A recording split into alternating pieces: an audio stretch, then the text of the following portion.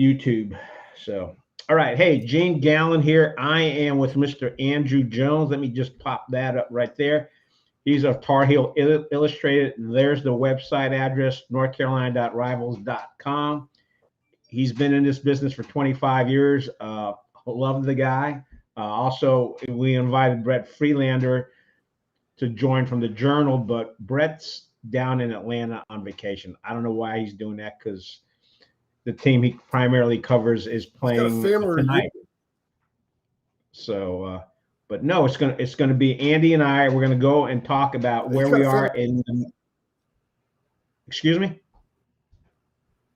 I said he's got. I don't think he wanted to step up to the challenge dealing with AJ. Well, that's probably true. So, Andy, where are we at the midpoint here of the ACC season? How's ACC compared to other conferences? How's the ACC compared to what people were projecting at the beginning of the preseason? Well, you had in the top 14, Clemson, North Carolina, and Miami, and those three teams are not light years away from those spots. So I would say that they have all underperformed according to expectations, really considerably underperformed. Clemson's offense is a mess, and North Carolina has intermittently been a mess on defense, and Miami, I think, is just a wholesale mess, to be honest with you. Just that was a very disorganized football team I saw last week, and Miami has proven in the last couple of games they played that they find ways to lose when they're not getting. They really lost the App State game too. So there's a lot of questions in this. Some storylines that are developing at Wake Forest, and I think nobody's talking about NC State, Gene. Storyline that in a couple of weeks here, when they go to Winston-Salem, could be the biggest game of the year in the ACC. State at Wake. And I know that Friedlander will love that. I think for old school ACC fans, for tobacco, neat to see the Wolfpack and Demon Deacons play. Perhaps the well, maybe one of the reasons no one's talking about NC State, and I heard this again. I just take pictures, but I listen to what you guys out there in the media say. Is the fact that NC State has not won a championship, an AC championship, or a conference championship since like the 1970s. Yeah, but North Carolina hadn't won one since 80. Yeah. North Carolina had won an ACC championship since 80, and as Mac Brown said, to take his words, everyone was pouring sugar and honey all over him in August, and that was all wiped away in a big way when they went to Blacksburg. Well, speaking of Blacksburg, we'll get into this more later on about coaches on the hot seat. What's going on with Fuentes and with the Hokies up in Blacksburg? You know, I'm a Virginia native, and a lot of my friends went to Tech that I grew up with, people I still regularly. The level of discontent over where that program is, I think, is at an all-time high under Fuente after last week, what Pitt did to him. I think that they were optimistic in the opener, thinking, okay, well, maybe Fuente's starting to get it going, because a lot of warm at best about him the last couple of years. And last year, in a lot of ways, I think he's had 20-plus guys COVID. I mean, they never had a full roster at all last year.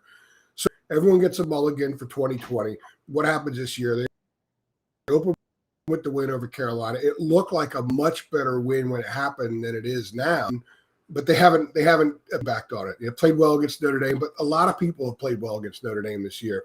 Last week against Pitt, I think, was a really pivotal game for that team and for Justin Fuente, and they got hammered.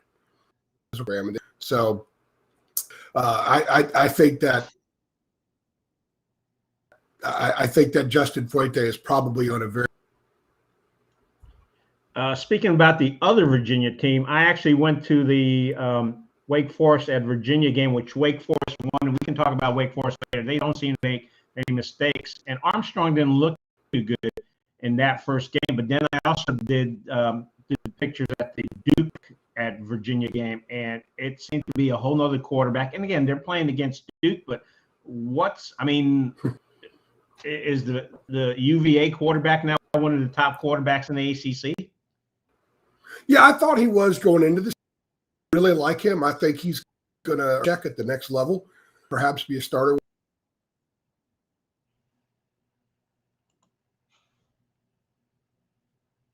Anybody has in the history against UNC football, but I like the way Armstrong moves. I like the way he throw the short stuff over the middle, throw the deep ball.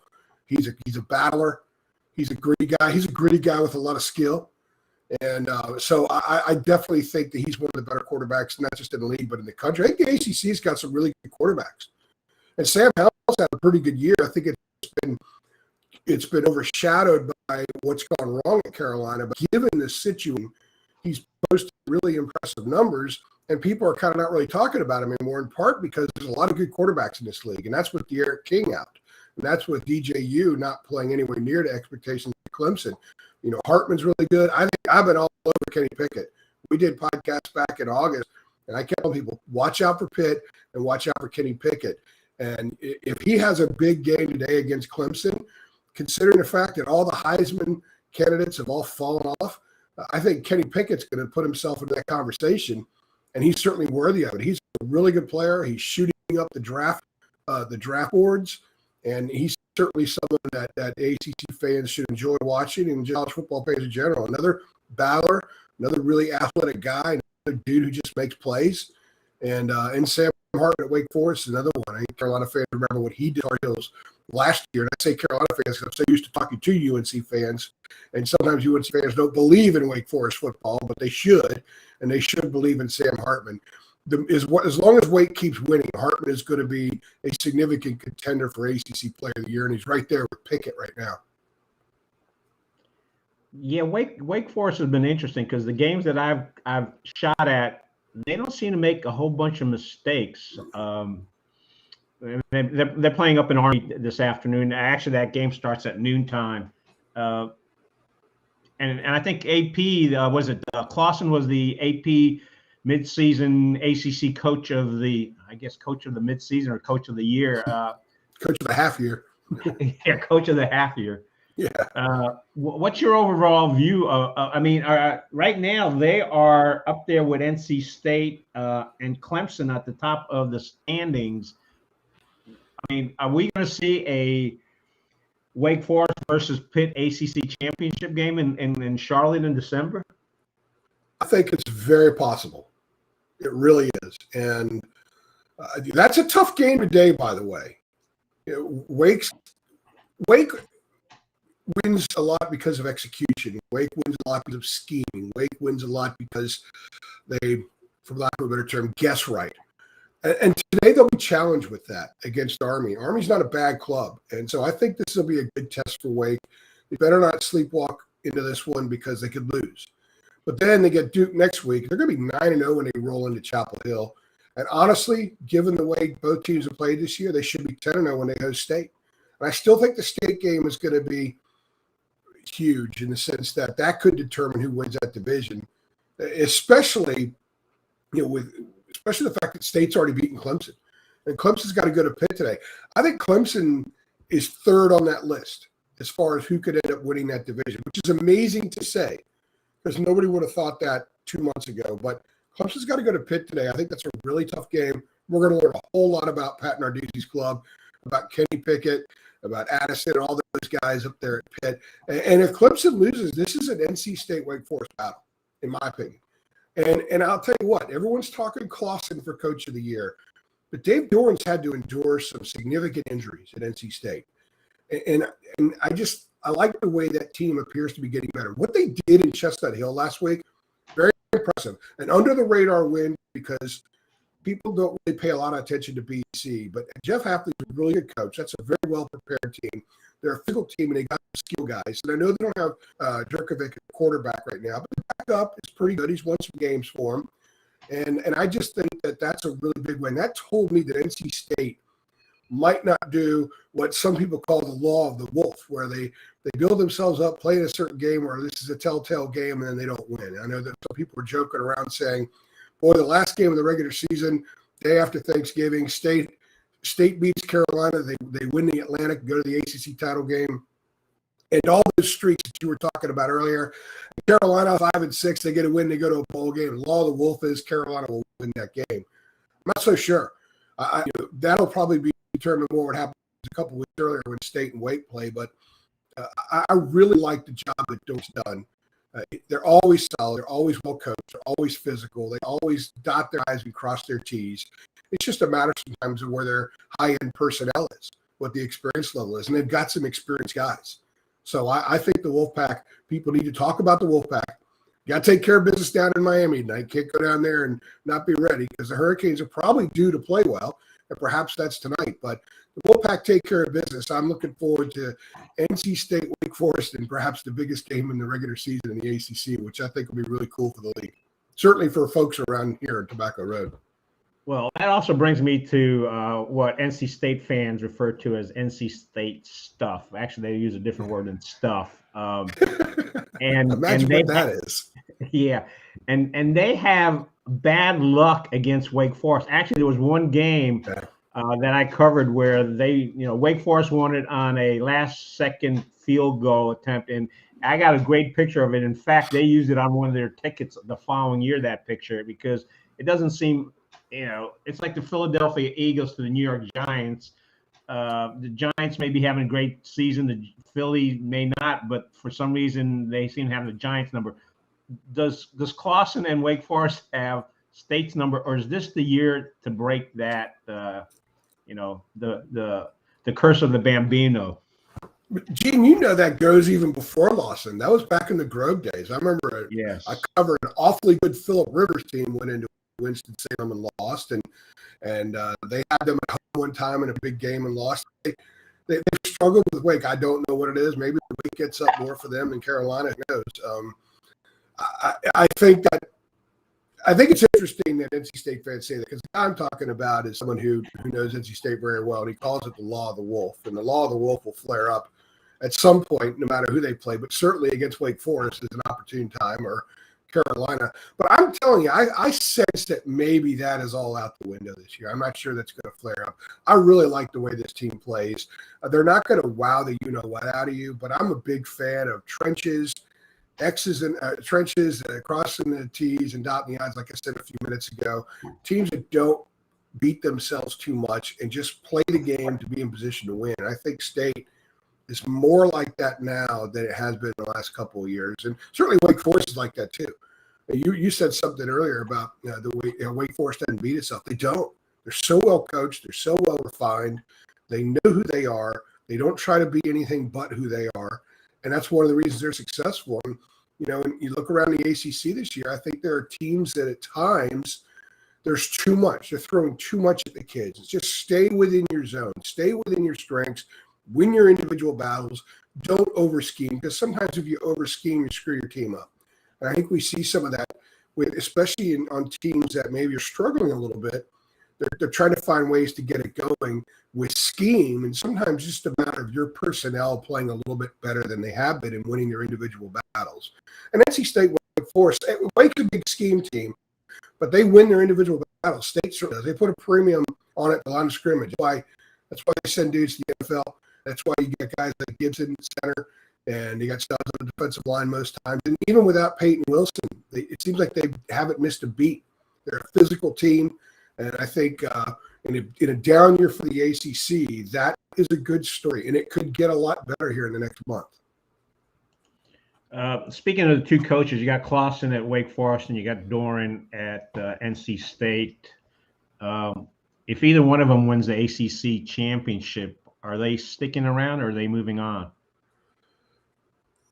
I have not covered Wake like I used to, because right now my focus obviously is UNC, but I've covered the league for a long time. And in talking to people who know the Wake program really well, they believe that Dave Clawson is one of these guys that is where he needs to be. He's comfortable there. It's the perfect fit. Sometimes coaches leave for the bigger payday or the more prestige, the bigger stage, and it's not a good fit and it doesn't work. And in Clausen's case, his personality, the way he goes about his business seems to be a really, really perfect fit for us. In fact, Wake was the worst program in what we call Power 5 football for decades. And then they hired Jim Grobe. And in back-to-back, they've had arguably their two best coaches in school history and two men that absolutely perfectly fit at that school, at that culture, and with that fan base. And I think Dave Clausen's one of those guys. And it's not like he's, using coupons at Food Line, and he's getting paid quite well. And this might be to him a destination job. So I think he's less likely to move on than someone like Dave Doran. I actually think that Doran, if Nebraska's smart and they just want to be consistent and play some tough football, they should go after a guy like Doran. I'm not saying Doran would leave because he's 9 years in at State. He's got a culture over there. That's a true culture. That's a program. That's a program where the culture is passed down when kids come in. And that's a hard thing to create in college football, as we see dudes get fired all the time. Doran's in a position where if he does win an ACC championship, he's got a ton of currency there. And he will have achieved something. Some people, after it didn't occur with Chuck Amato and the Phillip Rivers years, some people thought couldn't happen in NC State. So I do think, though, he would be more likely to move on because he could also look at it and say, you know what?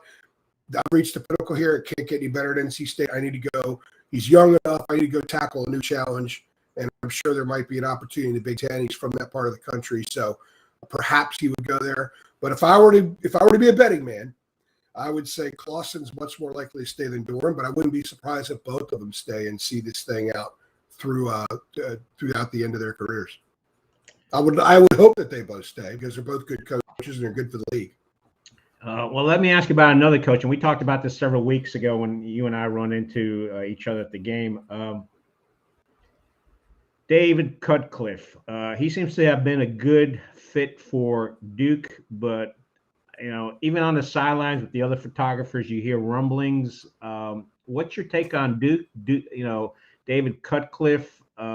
He's done a heck of a lot for the program. Absolutely. I've been shooting at Duke for decades, and the improvements that he's brought to that school when it comes to football, it's like, wow. What's your feel on his situation, on Duke's situation? Is it just that they don't have a good quarterback this year? What's going on with Duke? Well, that would be a couple of years in a row where the quarterback guru has quarterback issues. And I think that if you're a Duke fan, should be a red flag. But I'll tell you this, though. I covered his introductory press conference, and that was perhaps the best introductory press conference of a coach being named at a school I've ever covered. It was phenomenal. And people were like, why would this guy take this job? I mean, this is college football purgatory. Well, he turned it into, for him, a really good job. And he's had a very successful run. He's done things there that people actually thought before he got hired couldn't be done anymore. There were people in the media that thought, Duke, if it wouldn't mean getting kicked out of the ACC, Duke should just stop playing football. But take a snapshot of Duke football. The day that David Cutcliffe came in for his interview, and he drove to Durham, and he's walking around campus before the sun came up, just getting a feel for it. Where was Duke football then, and where is it now? Then, the kind of season Duke's having right now, people wouldn't really have a problem with it. They'd be pretty excited. But now they're disappointed because he's elevated the standards, he's elevated the expectations, and he's done it by literally layering the program, I think, as much as you can during his tenure. I'm not sure you can do any better at Duke than David Cutcliffe has. He's been a phenomenal ambassador for football, and what he's done is he's made football matter more. He made it matter more for the student body. Gene, you said you've been covering games there for a long time. So have I. And I've gone to games there where there's literally 150 students in the stands. And not that they're packing Wallace Wade now. They're never going to pack Wallace Wade. But look at Wallace Wade. Look at the money that was poured into that program. Look at the facilities that Duke has. If a kid visits Duke now on a recruiting visit, there's no question that that's a Power 5 program when they look at all the amenities and facilities and everything that's in place for the football players there. When they visited it 15 years ago, I don't think they got that vibe. So whoever Duke ends up hiring, it's a far more attractive job than it was before Cutcliffe got it. It's a seat that David Cutcliffe sat in. So I think that carries some weight and makes it a more appealing place, because some people may not like David Cutcliffe. They get a little curmudgeonly, but people who know football understand, that dude knows what he's doing. And he knows what he's doing from an offensive perspective, from a program running perspective, and all that kind of stuff. So he's made the Duke job significantly bigger and better, with a fortified foundation that it's had since back in the heyday. And we're talking 1940s, 50s, that kind of thing. So I think David Cutcliffe should get, when he does step down, he should get a tremendous amount of accolades and praise and congratulations for doing a job that nobody thought was possible. Gene, people thought he was crazy for taking that job. They thought, like, man, is this all he's got left? Is you're one step away from being out of the sport and you take the Duke job? But that wasn't it. He saw it very differently, and he's turned a vision into a reality. And it's unfortunate right now that Duke is kind of looking on the field at times the way they did around the time he got the job. So I think the program has lost some of its steam. And if he does decide to step down, it wouldn't be a terrible time, because he's done everything he could possibly do and then some. And turn it over to somebody else while there's still some talent in the program and in a coastal division that provides instant opportunity. Yeah, I was kind of surprised on the way Gunners underperformed. I mean, he did not look good at all at the Virginia game. They brought in 2 other quarterbacks after he threw a couple interceptions. And you can only give the ball to 21 so many times before the other team goes, hey, they're going to give the ball to 21, and they're not too concerned. They're not too concerned about the quarterback. Yeah, that's not David Cutcliffe football.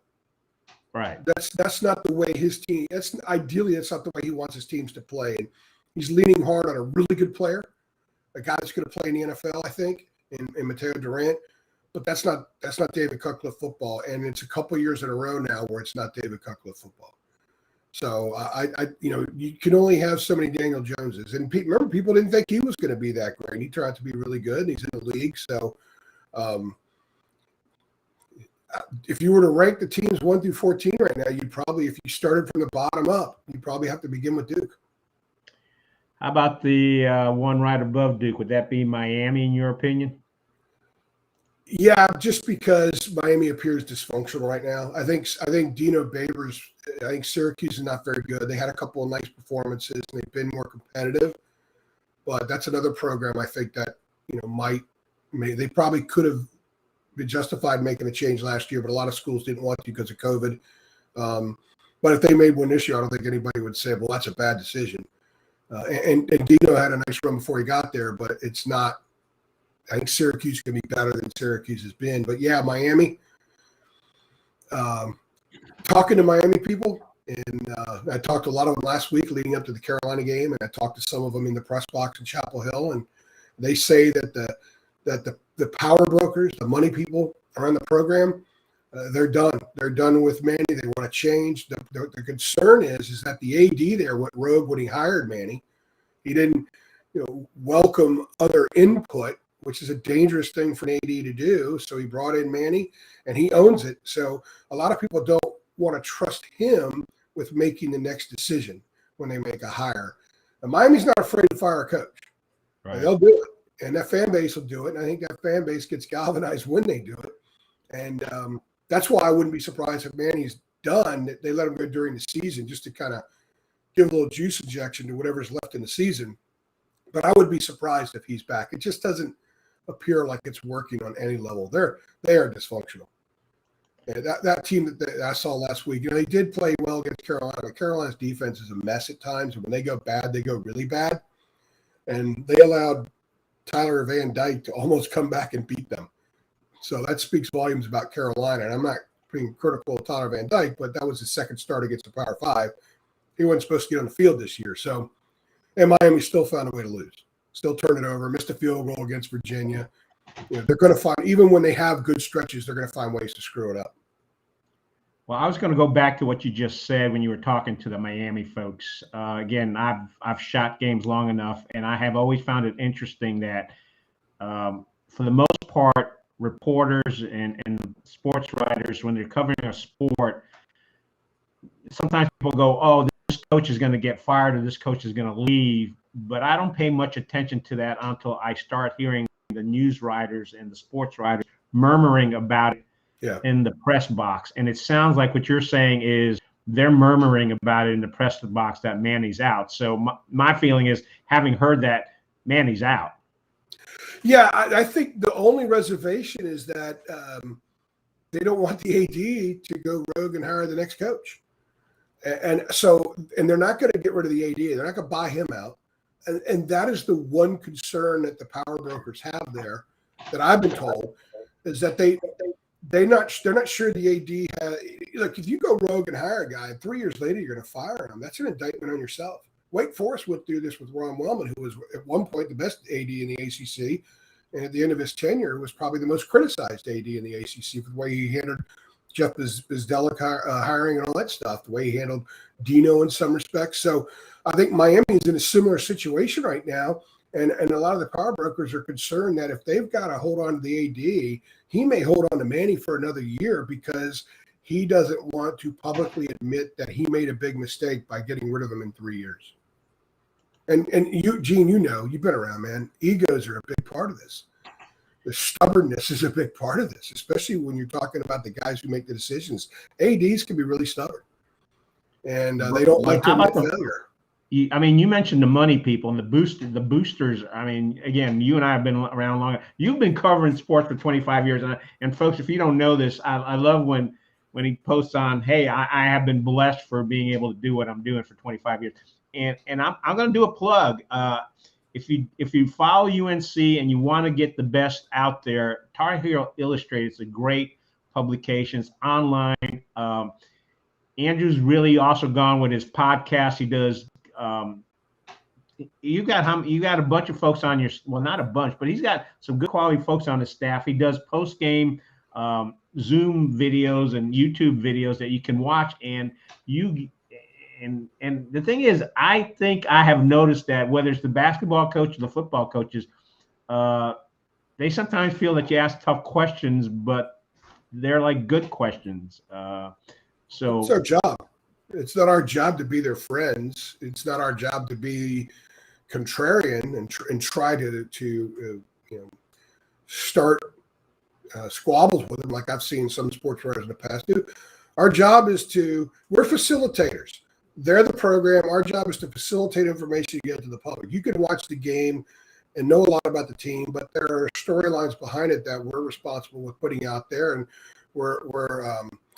I wouldn't say it's our job to steer the narrative, because I don't really create anything.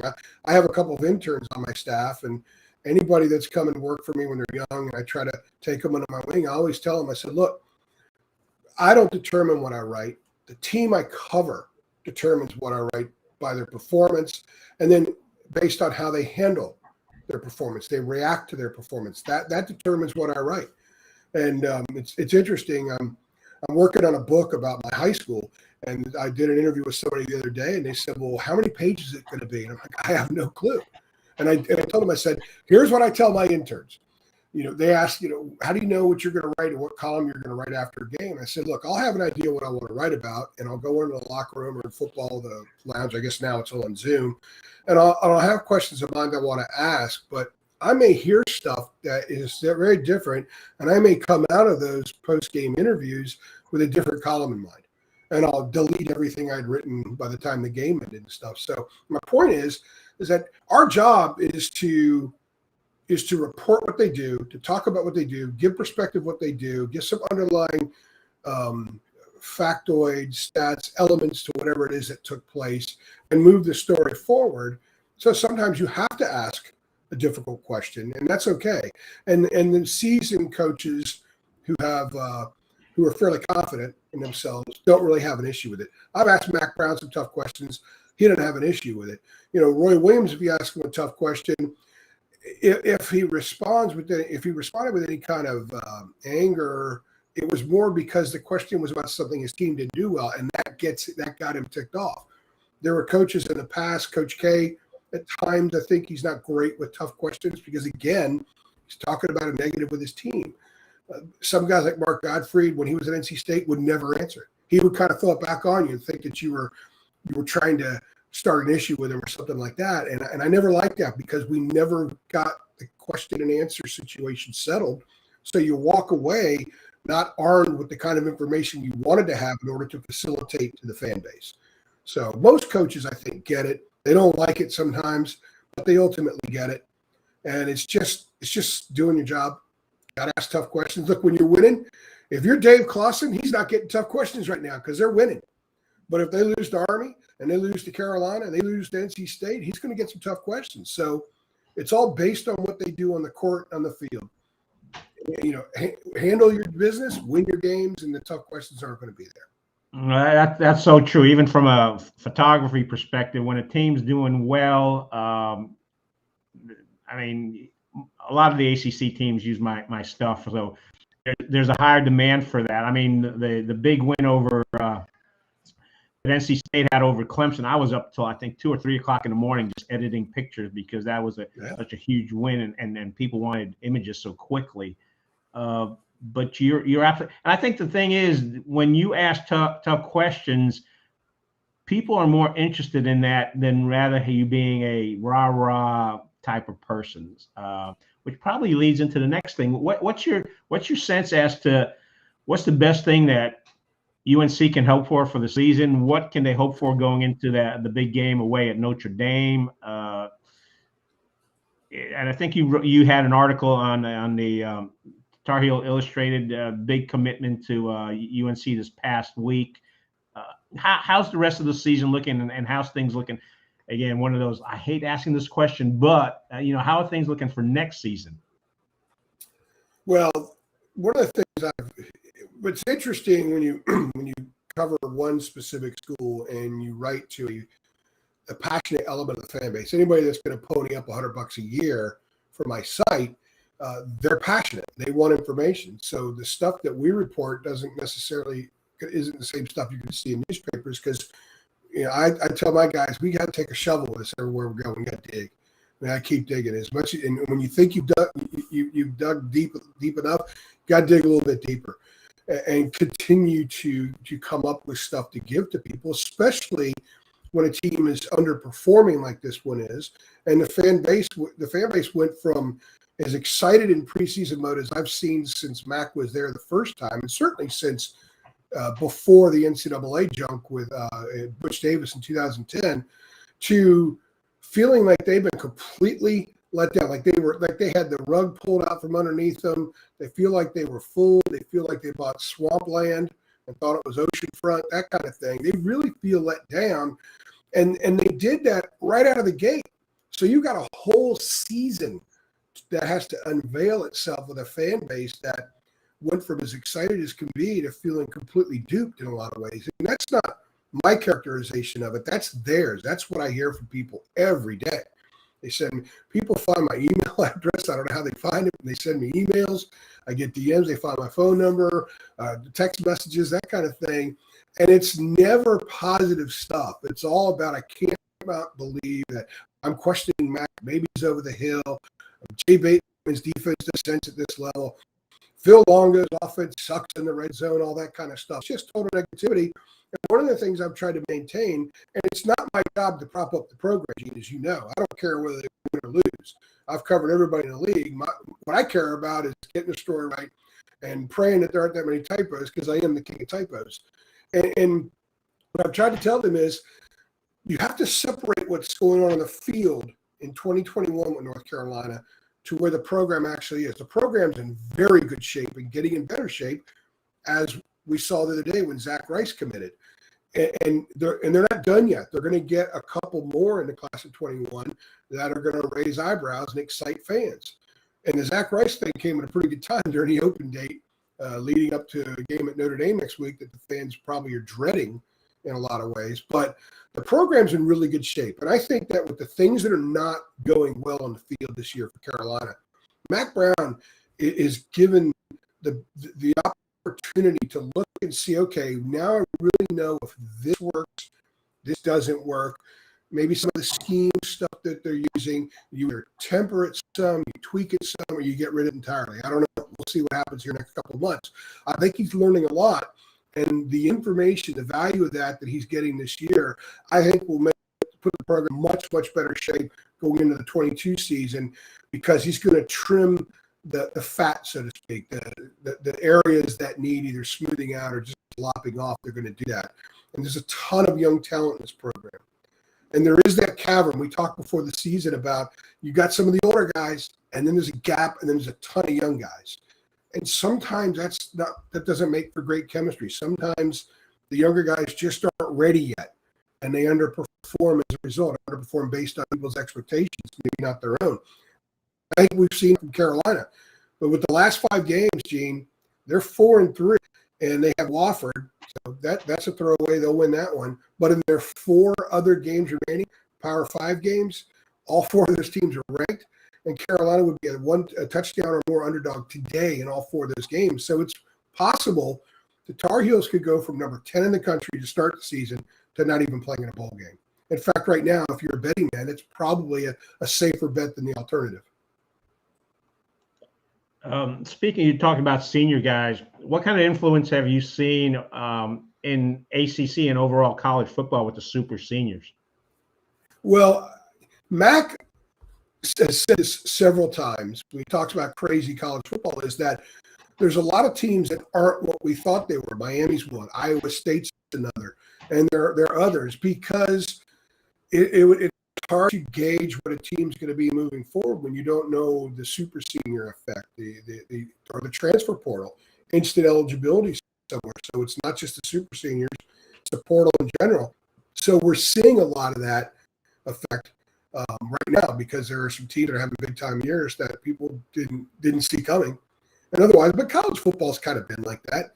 If you go back every year and look at the AP preseason top 25, 5 or 6 of those teams are anywhere close to ranked by the end of the year, maybe even more, and some don't even go to bowl games. And this year, Miami was 14, Carolina was 10.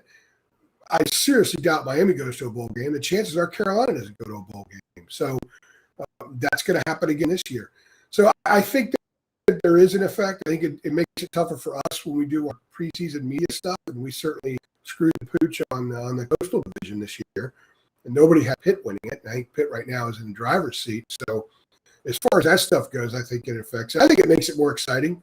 The thing I love about covering sports is I don't mind being wrong. We do predictions on our site. I don't have a problem if I'm wrong in the game, because I like the surprise. I like the element of humanity in these games. And I don't mean to be so, I don't mean to be that guy, the humanity guy. But my point is that these are humans. These are dudes out there playing.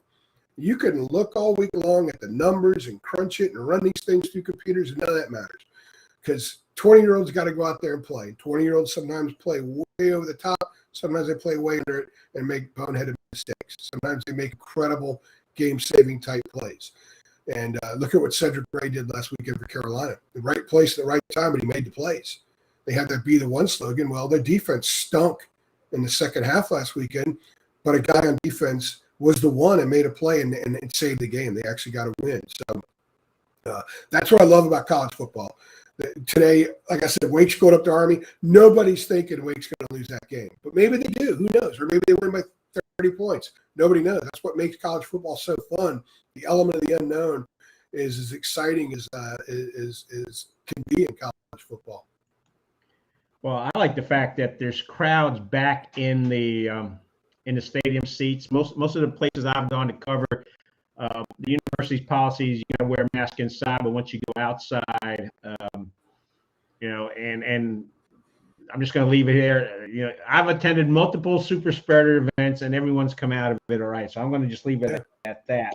I think that's good. There's no reports out there about tons of positives from 100,000 people at SEC games. So I think that's a good sign, because I look at this from a sports perspective, Gene.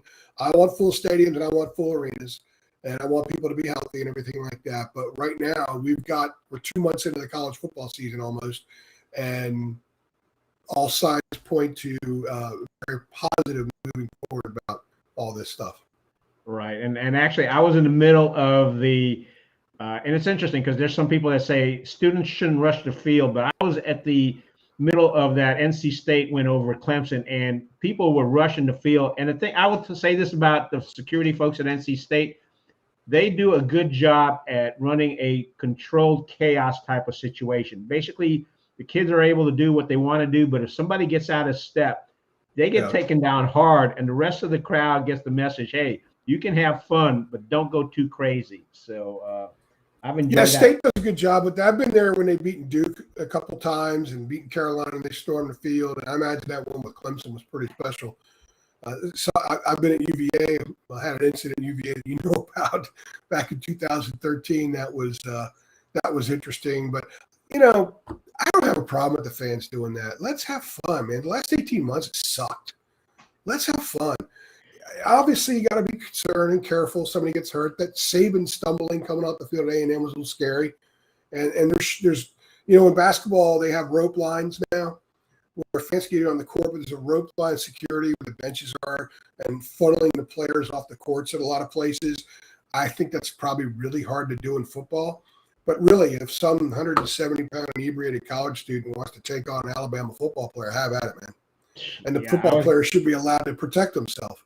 I think it's fun. I guess that we don't have something that happens where they got to ban all that stuff. And I know some people think it's dangerous, but life is dangerous, man. Going to the supermarket, driving 3 miles is dangerous. Something could happen. I think we should have fun. Sometimes we should just say, you know what? Let's just have fun. Let's live. Yep. We're getting close to, let's see, 45 minutes. I actually have another live stream starting at 12 for about a local issue here in Chatham County. But let's touch base on FSU. FSU played against UNC. First quarter felt like, hey, UNC is going to win this if they don't make mistakes. And I think in large part they lost that game because they just killed themselves on a mistake. But what's the vibe you're getting on FSU? I mean, their coach is one of the coaches that if you go to the college coaches on the hot seat, he's in there. I mean, I guess that makes for conversation. And you were talking about preseason. I don't pay. I love when fans get upset about preseason polls because I'm thinking to myself, you know what? Don't, because preseason polls don't mean much of anything. So they love to complain about sports writers, and then they embrace these preseason polls because they're based all on our votes. So preseason polls are for fun. It's for publicity. We ran the ACC stuff, basketball preseason poll stuff on our front page because it is news. And it does give you a barometer. Some people aren't really checking in until those polls come out. Not everybody has their finger on the pulse at 365 like some of us do. So I do think there's some value to it, but it's more for conversation and fun and publicity. Doesn't mean anything. Doesn't affect the ball going to the basket. Doesn't affect a guy making his block in football. And specifically to FSU, I actually talked to some FSU people, one in particular at ACC tip-off, basketball tip-off. And every time I cover an FSU football game in Tallahassee, he's there, and he knows the program really well. And he says, look, they're going to be patient with Norvell. And this is just coming from him. It may not be 100% the case because there are times where FSU looks really just disorganized as well. But, I mean, can they afford to run off another guy? Can they afford to put the program in further turmoil? It's amazing to see Florida State in the condition that it's in. And it doesn't look like it's really climbing its way out just yet. But that's why they figure, look, you hired this guy for a reason. Just sit back and let him have his time. Let him try to figure it out. And if he does figure it out, then by the time he does, the program will have some foundation and will be launching forward, perhaps, because you should win very, very big there. That should be the minimum standard at Florida State. But if you bring somebody else in, it's going to screw you up in so many ways. So they may just stay the course and see if it works with Mike Norvell. I mean, he wouldn't be the first coach that got extra time when it didn't look too good on the court or on the field, and it ended up working out really well. That guy down in Durham is an example. I know that was 40 years ago, but patience is patience. Allowing a coach time to build his program, be it in basketball or football, is something that we don't show enough of these days. People are too quick to pull the trigger. Miami might be an example of that, but I think sometimes you see where it's just not working, and it's better to go ahead and cut bait than to dig a deeper hole. I think in the case of Norvell, the belief down there might be, you know what, it may not work with him, but if we know if we cut him loose now and go look for somebody else, you may not attract the same pool of candidates because they're going to look at the last two coaches and say, God, they had no patience with those guys. So I'm going to come in and inherit a mess. And if I don't get this thing turned around right away, I'm done. So it may not be as appealing a job as it should be because of that. So I sense they're going to stay the course at least into 2022. But if they're still making a rash of mistakes, they're not lined up right, they're doing the kind of things we've seen too often next season, then I would suspect they would have no choice but to make a change. Because it's one thing to lose. It's another thing to get flagged all the time. It's another thing to basically players run into one another. I use that term figuratively. And we've seen that from FSU. Though we did see some courage, some guts, some grit, and then went over Carolina. But I think Carolina had as much to do with that as Florida State. When Jay Bateman's defense goes off the rails, like I said, it goes way off. And they've allowed very pedestrian offenses at Georgia Tech, Miami, and Florida State to explode over 2-quarter stretches. So I don't know how much that was FSU, and I think it was probably a little bit more Carolina. So we'll have to see how FSU closes this thing out. But I suspect they're going to stay the course, Gene. All right. Last question, because I got 2 minutes. Yeah. Okay. Despite what the national sports scene is saying, Dabo's not leaving Clemson, is he? I don't know. I haven't talked to any of my Clemson friends about that, but why would he? What's he going to build somewhere else that he doesn't already have at Clemson? And it's his at Clemson.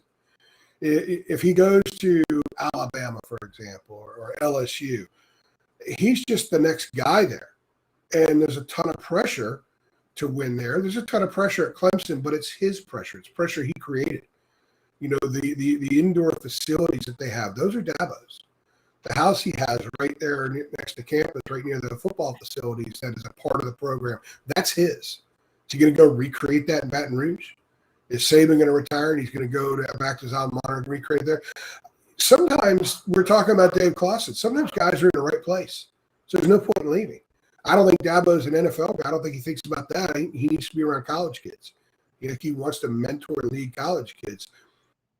It's not going to be any better at LSU than it's been at Clemson. So I don't understand why he would leave. Maybe sometimes guys need a jolt. Tom O'Brien, when he was at NC State, one of the reasons he took the job, he had 10 years at BC. And he said, look, I think college football coaches after 10 years, he get stale. Well, it didn't get stale for Joe Paterno. It didn't get stale for Bobby Bowden. If you're the right guy at the right place and the constant charge of getting in new players and having a new team every year should keep it from getting stale. So I think that might be the case for guys like Tom O'Brien, who was a good coach but not a great coach, but great coaches, legendary coaches, guys that get statues built. They're in the right place. They should stay in that place. And I think Dabo should stay, and I suspect he will. All right, we're going to finish up with that, folks. Again, Andy Jones from the Tar Heel Illustrated. That's northcarolina.rivals.com. Check him out.